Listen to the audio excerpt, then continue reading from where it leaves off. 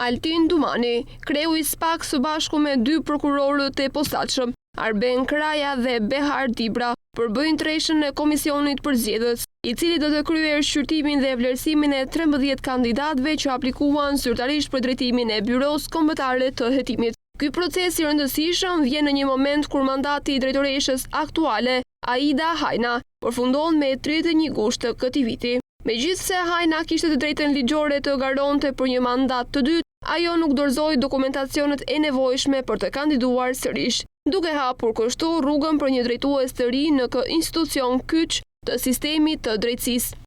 Komisioni për zgjedhjes do të nisë punën duke shqyrtuar me kujdes të gjithë dokumentacionin e dorëzuar nga kandidatët, për të vlerësuar nëse ata plotësojnë kriteret ligjore për të vijuar më tej garën. Ky verifikim paraprak është hapi i parë thelbësor për të siguruar që në procesin e përzgjedhjes përfshihen vetëm persona të kualifikuar dhe me integritet. Pas kalimit të filtrit të parë, kandidatët që do të plotësojnë kriteret do të ftohen të marrin pjesë në fazat e tjera të procesit, të cilat përfshin disa teste dhe verifikime të ndryshme.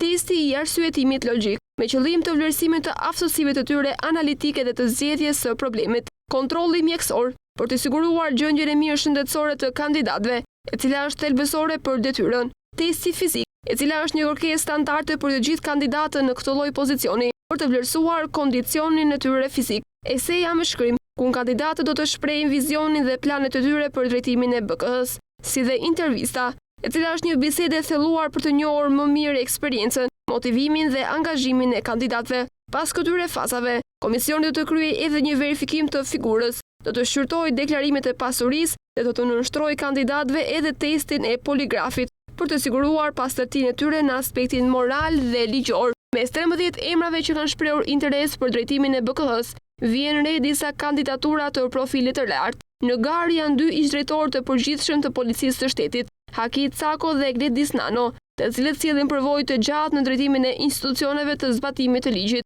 Po ashtu në listë janë edhe prokurorë të njohur dhe aktualisht në punë në sistemin e drejtësisë. Një tjetër kandidat i fuqishëm është Joni Keta, aktualisht zëvendës drejtori i Byros Kombëtare të Hetimit, i cili ka përvojë të drejtë për drejtë në menaxhimin dhe organizimin e punës së këtij institucioni.